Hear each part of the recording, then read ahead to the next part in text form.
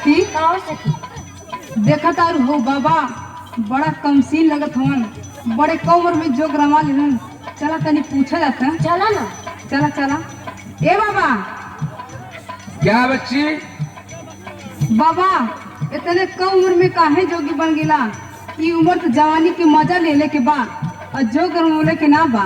अरे अरे अरे दुष्ट लड़की, हम महात्माओं से जुबान लड़ाती है? हम बाल ब्रह्मचारी हैं, बाल ब्रह्मचारी। श्राप दे दूंगा, जलकर राख हो जाओगी। अलख निरंजन। ए बाबा, क्या है? रउआ से एक बात पूछना चाहते हैं। क्या पूछना चाहती है? पूछा तनी। जल्दी पूछो, हमें हरिद्वार जाना, हमारा समय मत बर्बाद करो। काहे भैला पुजारी देला किस्मत बिगाड़ी?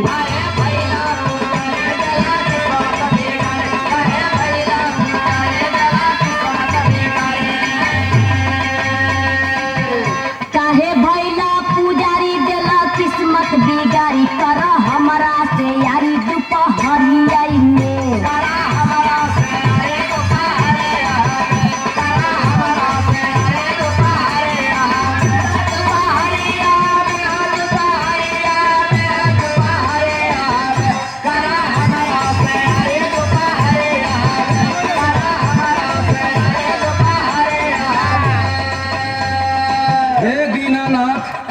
ई राम राम की बेला कहाँ से आफत भेज देला। प्रभु अपने भक्त के रक्षा करा। इज्जत बचाला हो, इज्जत बचाइला, ये भोले बाबा इज्जतिया बचाइला।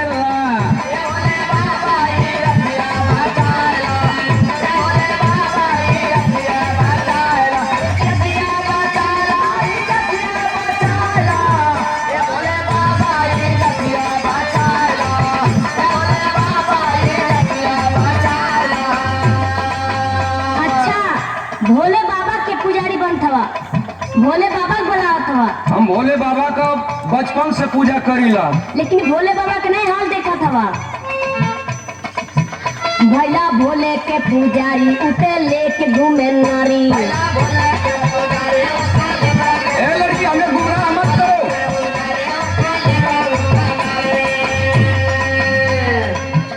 भैला भोले के पुजारी उते लेके घूमे नारी। उमा बैठे गोड़ावारी दोपहरिया में।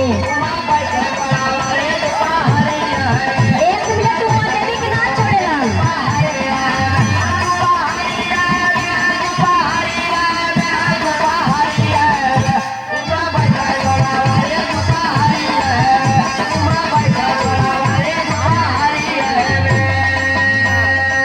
हमारे भगवान भोलेनाथ भी गड़बड़ है। हाँ। सुनो तो, अब हम भगवान भोलेनाथ की पूजा नहीं करेंगे। जानती हो किसका पूजा करेंगे? बताओ। इज्जत बचावा विष्णु भगवान आके।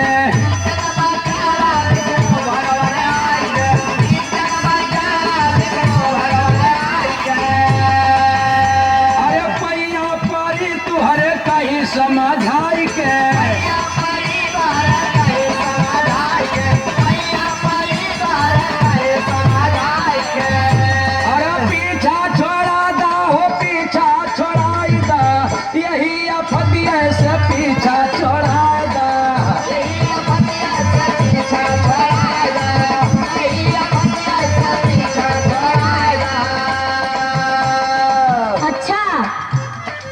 विष्णु भगवान की पूजा करत हवा और का, लेकिन उनका कहानी ना जानत हवा। कहीं नहु गड़बड़ हुन का भाई? हाँ।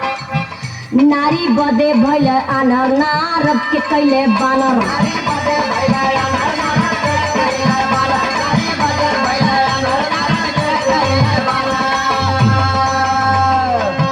नारी बदे भइल आनर, नारद के कैले बानर। जागर प्यार के भरे दोपहरिया में।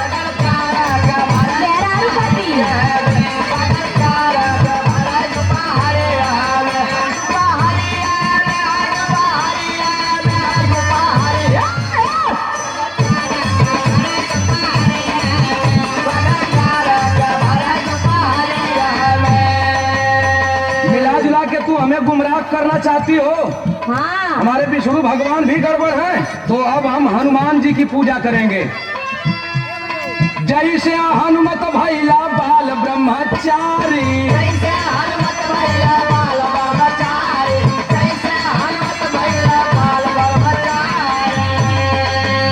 अरे चर्चा तुहार गावे दुनिया सारी।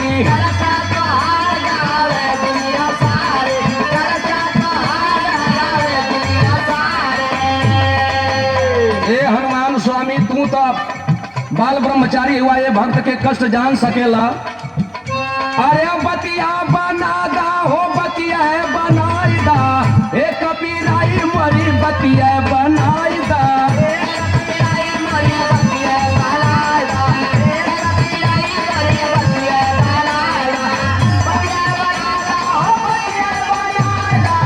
हे कबीराई मरी बतिया बनाई दा।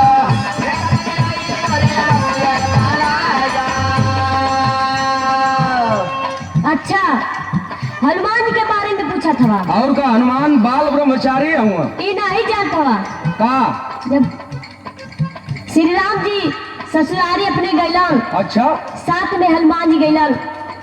सीता जी के सखिया सहेली जब श्री राम जी से मजाक करे लगली, हनुमान जी सोचल के अरे बाप रे बाप, हमरो शादी भइल है, हम से मजाक होत कि ना। भगवान राम अपने भक्त के दिल के बात जब जनलन, उहे कलयुग में हनुमान भइल के भाई बताओ तनी। लैला कलयुग में अवतार भइला लोरिका जूझार।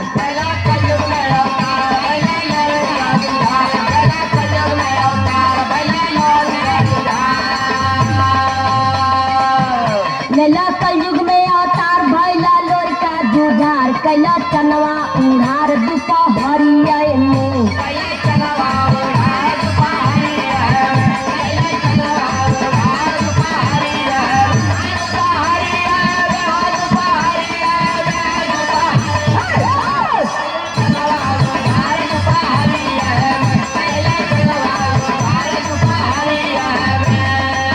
अच्छा, तो हनुमानो जी गड़बड़ हुवन, हाँ, भगवान भी गड़बड़ हुवन।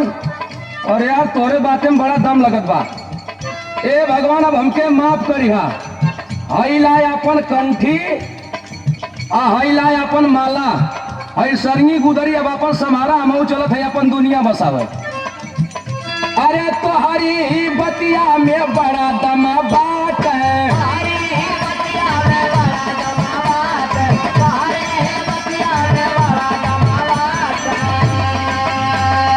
तोड़ देवे कंठी ना कौनो गमा बात है। जब भगवान लोग बैठा हुआ तो भक्त का करें। अरे गरवा लगा ली हो, गरवा लगा ली, अब मोरी रानी तू है गरवा लगा ली।